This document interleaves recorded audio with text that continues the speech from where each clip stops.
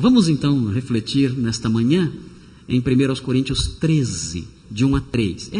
É o comecinho do capítulo que fala sobre o amor e é um texto bastante conhecido dos irmãos. Os irmãos já conhecem, leem, alguns até já memorizaram esse texto. É um texto muito famoso.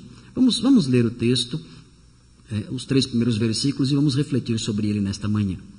Diz assim: ainda que eu fale as línguas dos homens e dos anjos, se não tiver amor, serei como o sino que ressoa ou como o prato que retine. Ainda que eu tenha o dom de profecia e saiba todos os mistérios e todo conhecimento, e tenha uma fé capaz de mover montanhas, se não tiver amor, nada serei. Ainda que eu dê aos pobres tudo o que possuo e entregue o meu corpo para ser queimado, se não tiver amor, nada disso me valerá. Irmãos, este texto é conhecido até dos incrédulos. Os incrédulos sabem, inclusive, há algum tempo atrás, ouvindo o rádio, eu ouvi uma música, já faz bastante tempo, acho, uma música sobre esse texto, uma música secular, de um cantor aí, não lembro, acho que é Renato Russo, é esse o nome dele? Renato Russo, né? Ele que canta essa música, né? Ele cantando sobre esse texto, fez uma música sobre esse texto. A melodia que ele fez é horrível, é péssima, coisa horrível, né? A letra só é bonita porque ele tirou da Bíblia. Mas o que mostra que esse texto realmente é um texto bastante famoso, bastante conhecido, e há quem diga que é impossível hoje, é impossível para o homem, nos dias modernos, escrever qualquer coisa sobre o amor que acrescente algo ao que o apóstolo Paulo escreveu. Não dá, segundo alguns intérpretes da Bíblia e pessoas que conhecem a palavra de Deus, não há como você melhorar, você acrescentar alguma coisa nesse tema, o amor, depois que o apóstolo Paulo escreveu esse texto. O apóstolo Paulo, nesse texto, esgotou a matéria.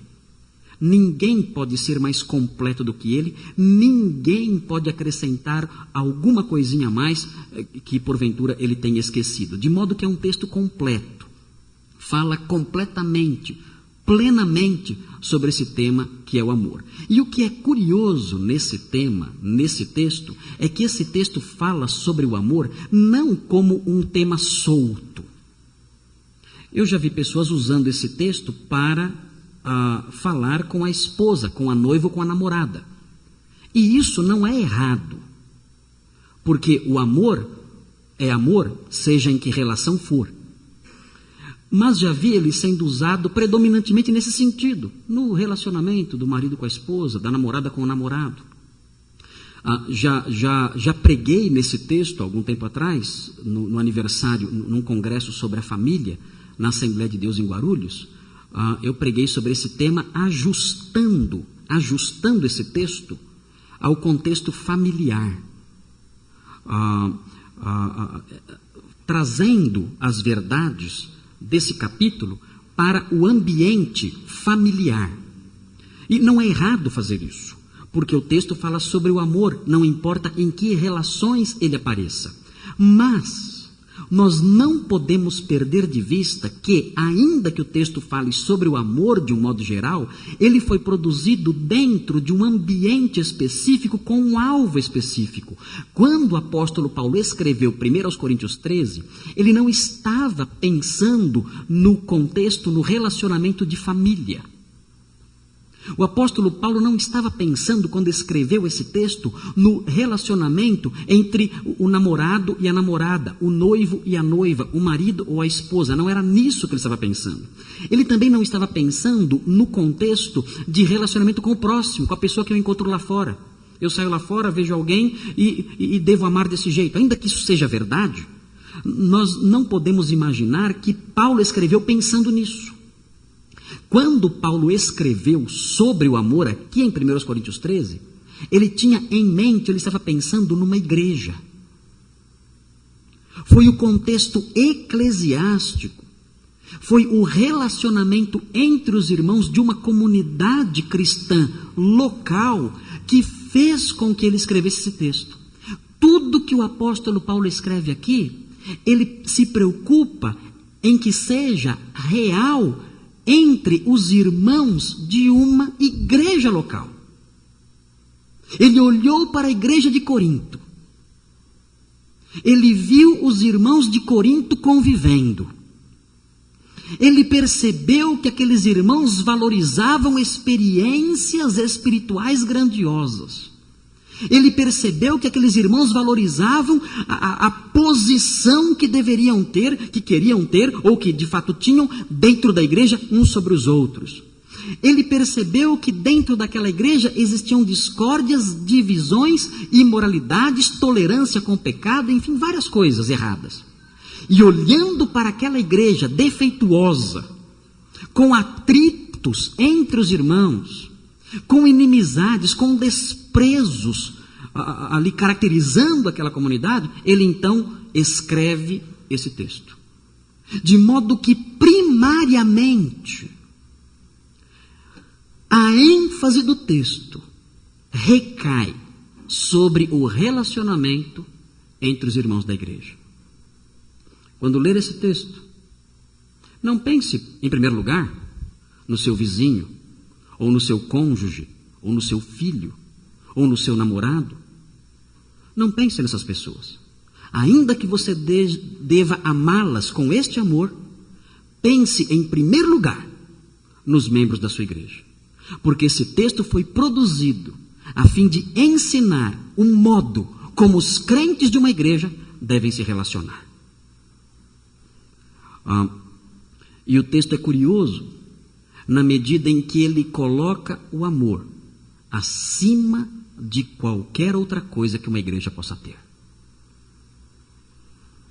Ele suplanta, é o bem maior que uma igreja pode ter.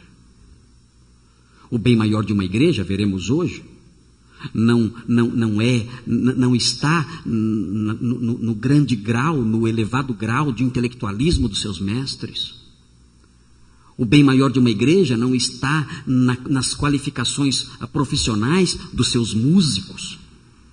O bem maior de uma igreja não está no seu complexo sistema organizacional. O bem maior de uma igreja não está nos recursos que ela adquire, no patrimônio que ela constrói.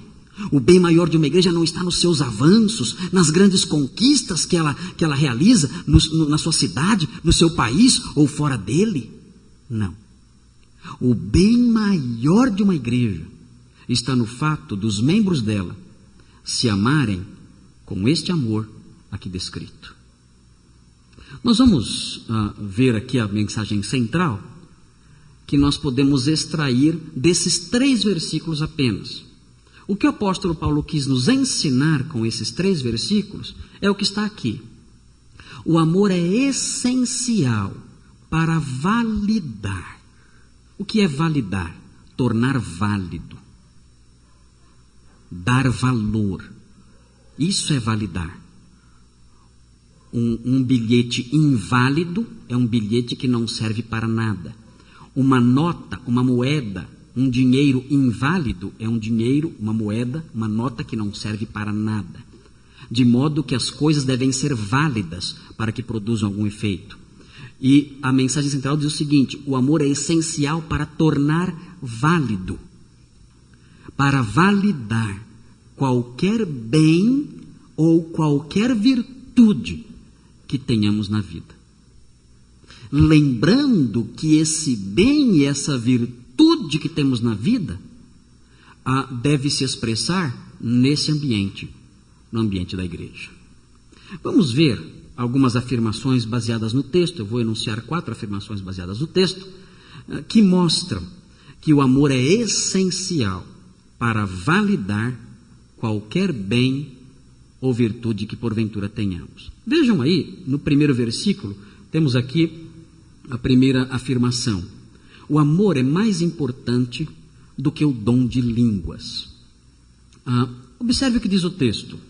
Ainda que eu fale as línguas dos homens e dos anjos, se não tiver amor, serei como o sino que ressoa ou como o prato que retine.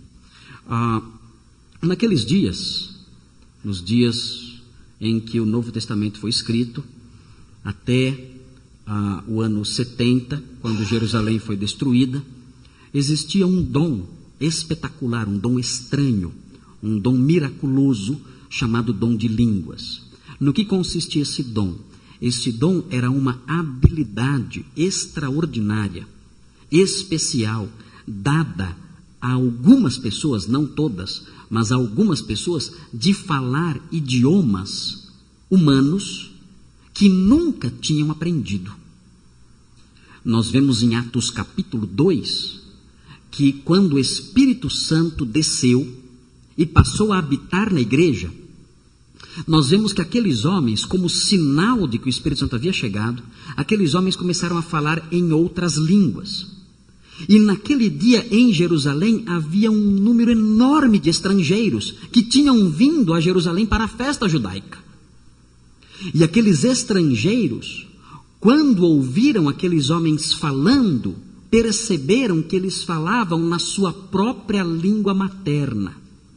Ali existiam pessoas da Pérsia, do norte da África, da Itália, das regiões distantes do Império Romano, e estavam ali. E quando aquelas pessoas começaram a falar naqueles idiomas, eles entenderam. E disseram: o que está acontecendo? Esses homens são galileus, são pessoas simples. Como é que eles conseguem falar no nosso idioma?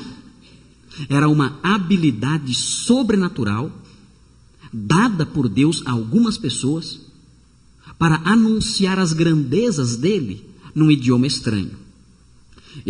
Essa dádiva de Deus, esse dom espetacular, perdurou na igreja, e chegou até os dias em que a carta aos Coríntios foi escrita, e assim prosseguiu até o ano 70 da era cristã, porque esse dom, de acordo com o apóstolo Paulo no capítulo 14, vamos ver isso depois, esse dom era um sinal do juízo de Deus iminente sobre os judeus.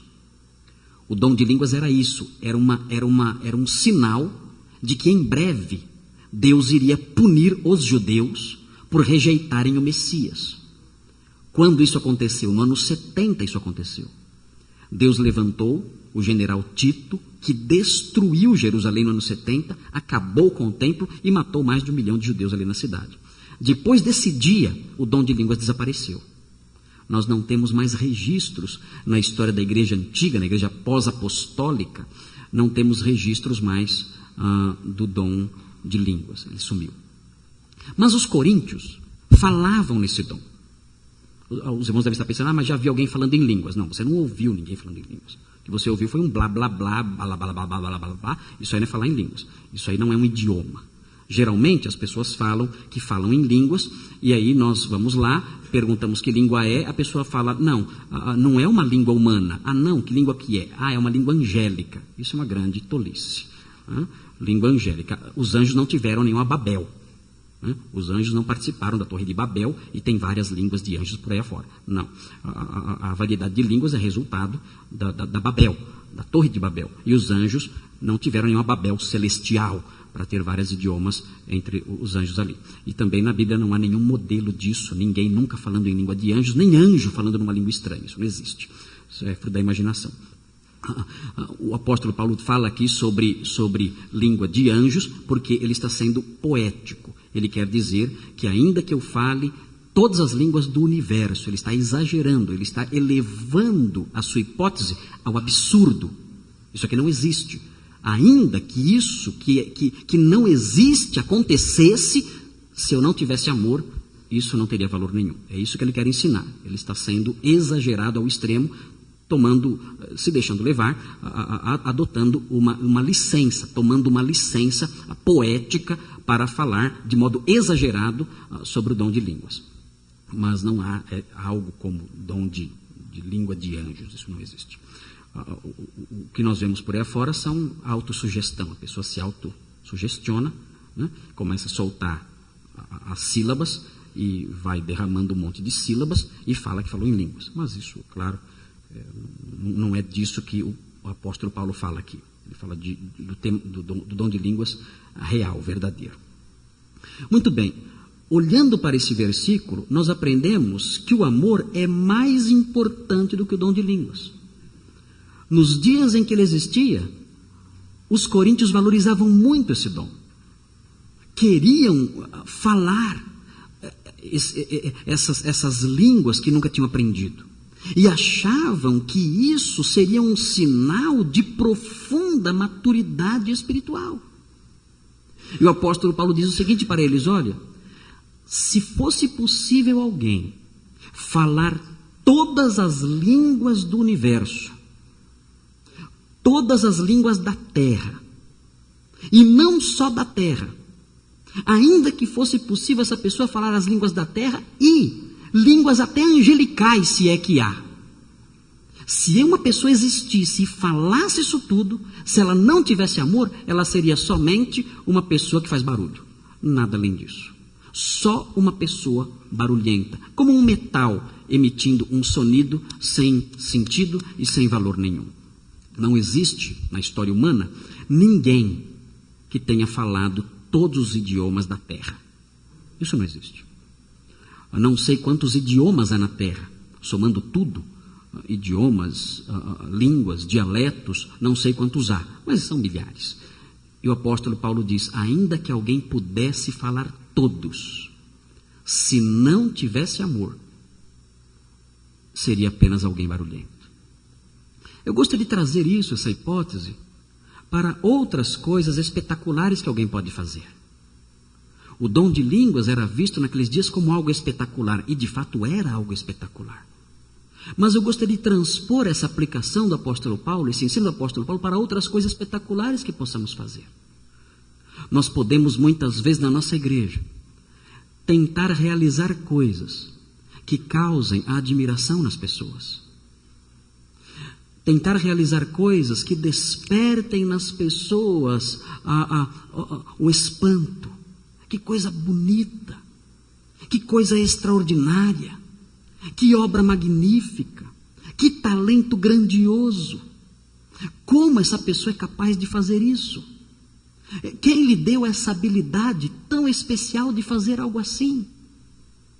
E quando nós somos capazes de realizar coisas além da média, quando somos capazes de fazer coisas que de alguma forma suplantam as outras pessoas, ultrapassam um pouquinho as outras pessoas, nós temos a tendência de fazer isso por amor, mas por amor a nós mesmos, por amor próprio, para adquirir dos outros a aprovação e a admiração.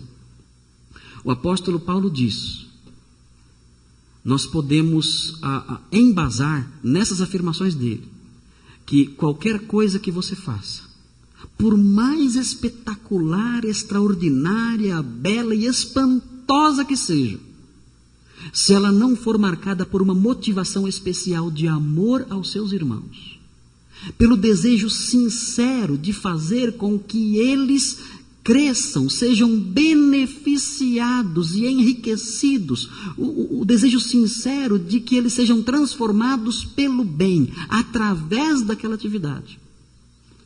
O texto diz que tudo que você realizará não vai passar de barulho. Só barulho e nada mais.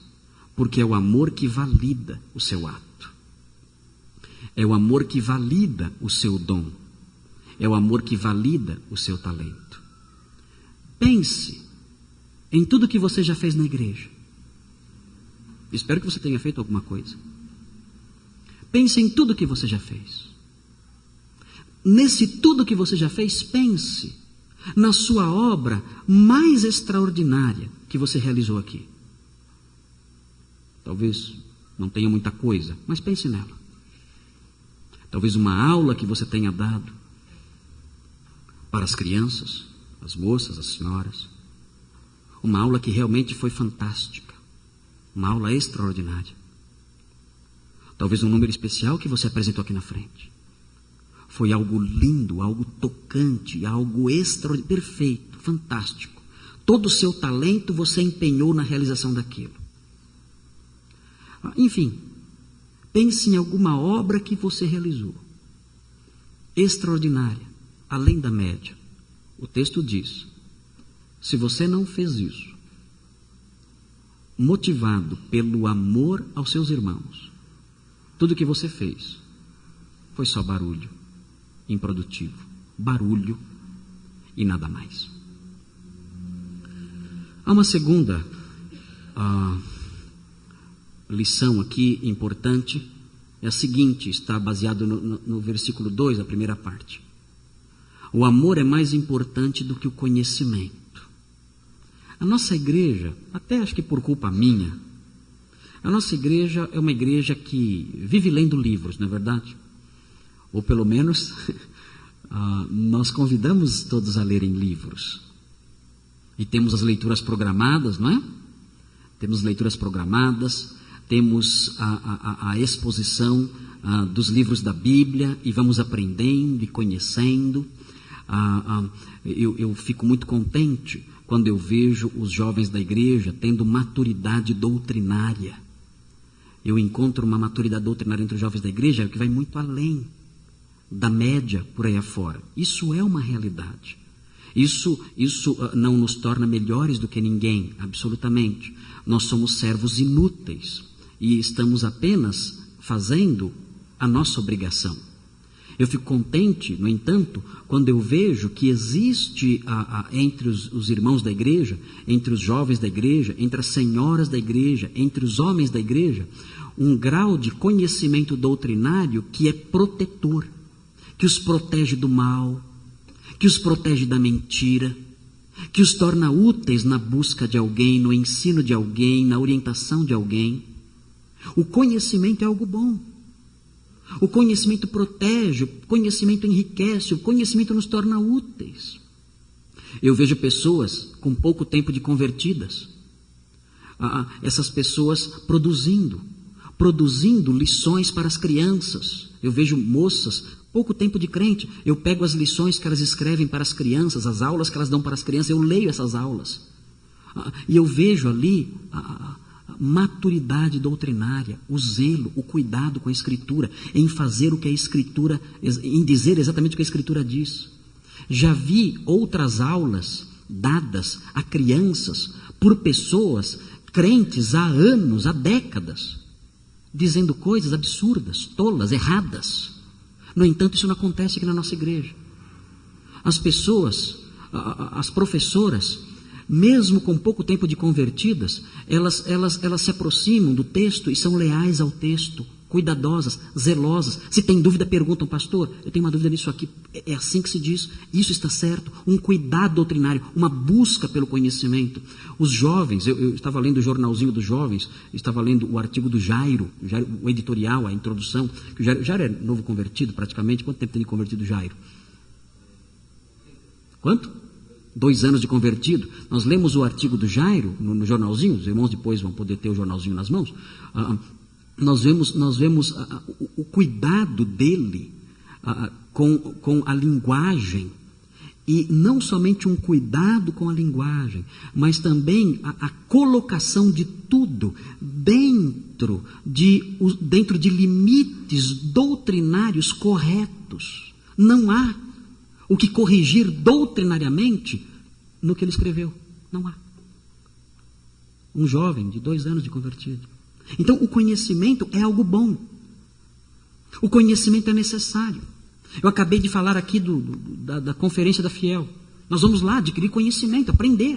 Eu estou ansioso, eu quero ir lá. Quero sentar, quero ouvir o Adalto, quero ouvir o pastor Borges, quero ouvi-los, quero aprender com eles. Vou enriquecer, vou aprender. Não existe nada melhor do que isso. Gostoso aprender. Há os livros que estamos lendo.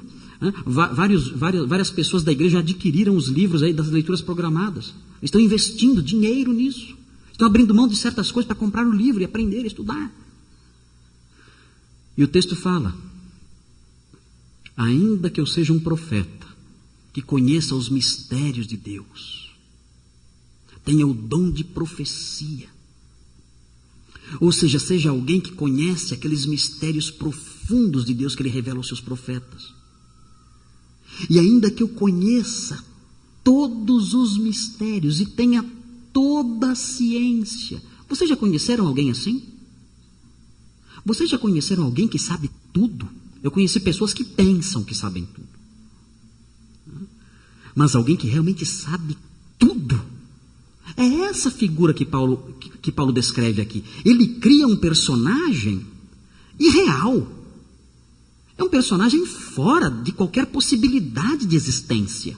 Alguém que sabe tudo. É muito difícil. Para que saibamos tudo, teríamos que viver 1000 anos. E ainda assim, morreríamos sem saber alguma coisa. Mas Paulo fala, ainda que você saiba tudo, os mistérios de Deus e os mistérios do universo criado, toda a ciência, todo conhecimento, se você souber tudo, ler todos os livros, memorizar todos eles, saber qualquer coisa, se você não tiver amor, nada disso terá valor para você. Nós podemos ser uma igreja doutrinariamente correta e profunda, mas se isso não vier acompanhado de um amor verdadeiro entre nós, Deus olhará para nós e nos verá como a igreja mais deficiente da terra. É melhor ser ignorante. É melhor não saber nada. É melhor morrer na mais profunda e brutal ignorância, com amor no coração, do que ser um doutor em todas as ciências da terra e não tiver o coração encharcado de amor pelos irmãos. O que tem mais na sua vida? Conhecimento ou amor pelos irmãos? O que reina dentro de você? Conhecimento doutrinário ou amor pelos irmãos que estão ao seu redor? Se não há amor mesclado com esse conhecimento, o seu conhecimento não vale nada. Há um terceiro elemento aqui. O texto diz: o amor é mais importante do que a fé. Nós aprendemos aqui de uma fé especial. Aqui não é a fé salvadora.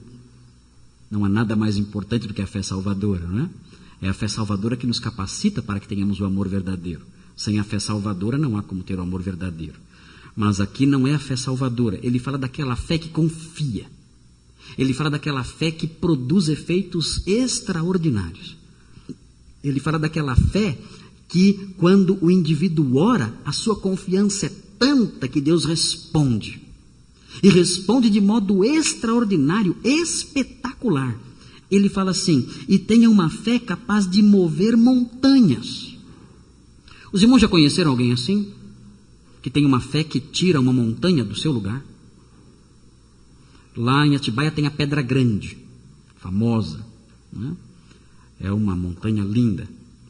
De todo lugar, de onde você olha, você vê a Pedra Grande. As pessoas pulam de asa delta ali, de paraglider, que chama, né? Asa delta, tem asa delta e tem outras coisas lá que eu não sei o nome, né? Alguns às vezes se esborracham na Pedra Grande, né? Não conseguem se desviar da pedra e batem lá e morrem, né? É uma pedra enorme, é uma montanha enorme, muito bonita. Em comparação com outras montanhas aí do mundo, é uma montanha pequena. Mas nós não temos nenhum registro histórico de alguém que algum dia tenha olhado para uma montanha e tenha dito: Senhor, remova esta montanha, por favor, eu confio que o Senhor há de removê-la. Montanha, levante-se e dirija-se até o mar e lance-se ali. E a montanha tenha tremido e se levantado e tenha ido flutuando pela Serra do Mar e tenha chegado no alto mar e se lançado ali. Os irmãos já viram algum profeta na história bíblica tendo feito isso? Já viram um milagre como esse na história bíblica? Elias fez isso. Moisés fez isso. Os grandes profetas do passado fizeram um milagre como esse? Não.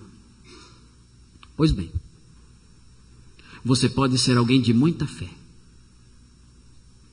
Você pode ser alguém com uma fé desse tamanho. Uma fé que nem os maiores homens de Deus da história bíblica jamais tiveram. Você pode ter essa fé singular que no mundo, na história humana, só você teve.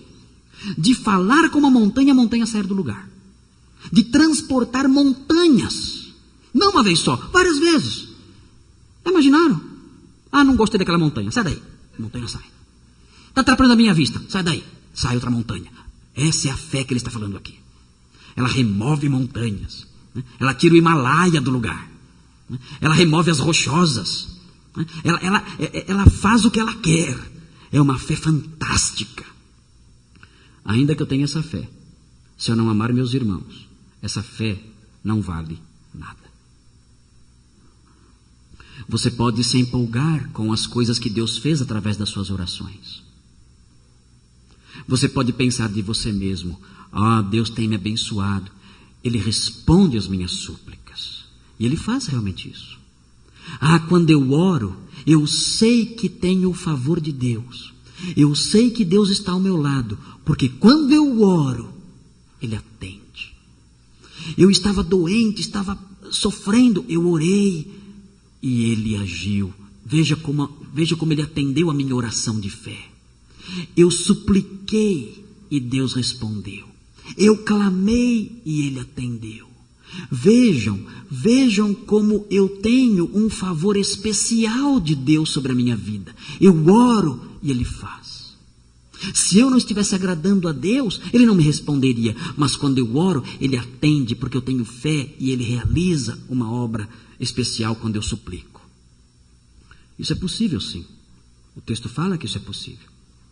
Mas o texto diz: ainda que você tenha essa fé, que faz Deus responder orações, se você não amar seu irmão, essa sua fé não vale nada, não tem valor nenhum. É o amor que valida a fé que você tem. E finalmente, o amor é mais importante do que as boas obras. O texto fala de coisas estranhas no versículo 3. Fala: ainda que eu dê aos pobres tudo que possuo. É algo de muita coragem. É um desprendimento muito grande. Várias pessoas fizeram isso no passado. Sabemos de um francês, Pierre Valdés.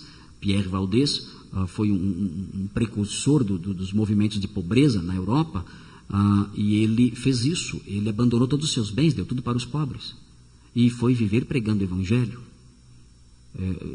Surgiu a partir dele uma igreja chamada Igreja Valdense. Igreja Valdense foram talvez os primeiros protestantes da Idade Média, surgiram no século XII. Dizem que os valdenses foram absorvidos pela reforma protestante. Hoje não existem igrejas valdenses. Eu conheci uma igreja valdense, e estava fechada. Não conseguia entrar porque estava trancada, não tinha ninguém lá dentro. E conheci um crente valdense, uma pessoa valdense, que ia numa igreja batista. Quer dizer, não tem mais valdense hoje em dia. Mas a Pierre Valdés, ele marcou profundamente a história da Europa com essa sua atitude de abandonar todos os seus bens e dar tudo para os pobres e sair pregando. Há, portanto, precedentes históricos para isso aqui. O texto continua dizendo que além de fazer isso, fazer algo tão bom assim, eu posso entregar o meu corpo para ser queimado. É algo estranho isso. Como alguém pode entregar seu próprio corpo para ser queimado sem amor? Mas nós temos na história humana precedentes assim também. Nós sabemos que os gurus indianos têm até como alvo na vida isso. Os gurus indianos acreditam que o corpo humano é uma prisão do espírito e da mente. De modo que os gurus indianos, eles praticam meditação a fim de desprender a mente do corpo que é físico e que é mau. Uma visão gnóstica, uma visão maniqueísta do corpo, do físico. E eles vivem a refletir, fazendo meditação transcendental e outras práticas como yoga e outras coisas, com o objetivo de desprender a mente dessa carcaça do corpo físico que é mau. E dizem os historiadores que ao longo da história vários gurus obtiveram um desprendimento tão grande do físico que eles foram capazes de atear fogo no próprio corpo e queimar totalmente o corpo e morrerem ali, carbonizados, né, virando cinzas, sem emitir um grito sequer. Um grito sequer. Marguerite Yourcenar, quando ela narra a história do imperador Adriano, ela narra uma visita que ele fez a essas regiões da Índia, e ele assistiu um evento como esse, de um guru indiano que se sentou sobre uma pira, e acenderam essa pira, e ele queimou vivo. Queimou ali vivo, sem gritar, e morreu ali. Qual era o objetivo dele? Era adquirir um estado celestial completo, um contato completo com o céu. Ele não morreu por amor ao outro. Nós temos um exemplo recente disso na guerra do Vietnã, quando um monge budista fez a mesma coisa em frente à embaixada americana. Sentou-se ali e ateou fogo sobre o próprio corpo. Qual o objetivo? Aí um protesto. E fez isso, e morreu ali queimado. De modo que existem sim precedentes de pessoas que atearam fogo sobre si mesmos, não por amor. E Paulo diz, o maior sacrifício que alguém possa fazer, se não for movido por amor aos irmãos, não vale nada. Alguém pode realizar esses sacrifícios para adquirir o aplauso dos outros. Alguém pode realizar esses sacrifícios para auferir a admiração das pessoas. Alguém pode realizar sacrifícios para conquistar o céu. Nós ficamos impressionados com as religiões falsas, com as boas obras que elas fazem. Os irmãos pensam que elas fazem boas obras porque amam o próximo? Doce ilusão. Elas fazem boas obras porque acreditam que se fizerem boas obras, serão recompensadas depois.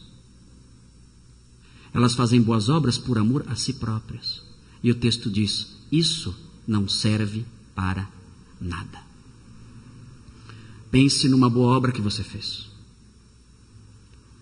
em algo bom que você realizou, num bem que você fez a alguém, na mão que você estendeu, na oferta que você deu. Avalie essa obra e lembre-se, se essa obra não foi resultado do seu amor por seus irmãos, mas sim do seu amor por si próprio, essa obra não valeu nada. É o amor que valida tudo o que fazemos. Quando Deus olha para nós, para os nossos dons, para o nosso conhecimento, para a nossa fé, para as nossas boas obras, Ele vasculha essas coisas. Ele vasculha a nossa mente, Ele vasculha os nossos dons, Ele vasculha a nossa fé, Ele vasculha as nossas obras. E o que Ele procura enquanto vasculha essas coisas? O que Ele quer encontrar enquanto disseca essas coisas? Ele quer encontrar ali uma fonte de motivação aceitável. Ele quer encontrar ali o amor pelos irmãos. Se ele não encontra, em meio aos nossos talentos, em meio ao nosso conhecimento, à nossa fé e às nossas obras, se ele não encontra o amor pelos irmãos, tudo que ele encontra ali em nós é lixo. Não vale nada. Não tem significado para ele. Não tem valor nenhum. E o texto diz, eu, com tudo isso, com talentos, com conhecimento, com fé, com boas obras, com tudo isso, eu, nada serei. Nada.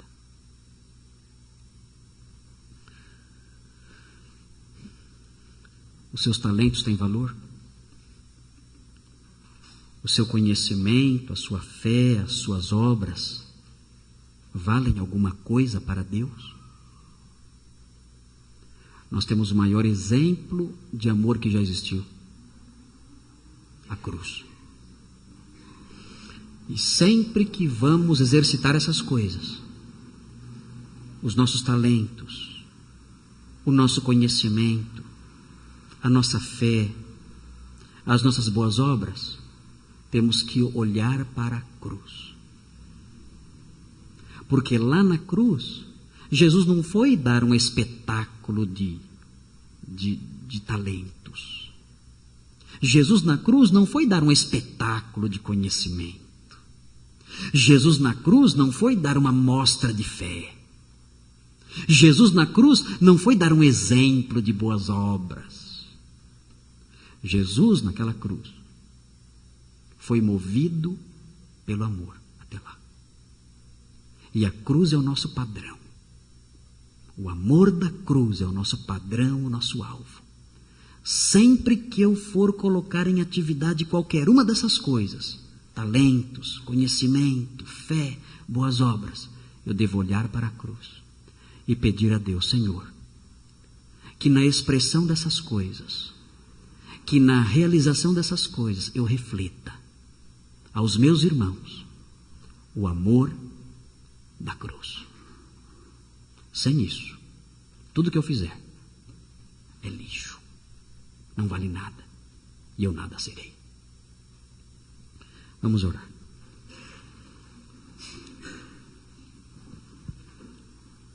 Senhor Deus, esse texto nos deixa tão preocupados e até tristes, porque esse texto tira da nossa mente todo o romantismo, toda a mentira, toda aquela roupagem cor-de-rosa com que o mundo pinta o amor. E esse texto mostra o amor não como algo cheio de flores, cheio de perfume, como algo inocente, infantil. Não. Esse texto mostra o amor como um requisito fundamental para que sejamos algo,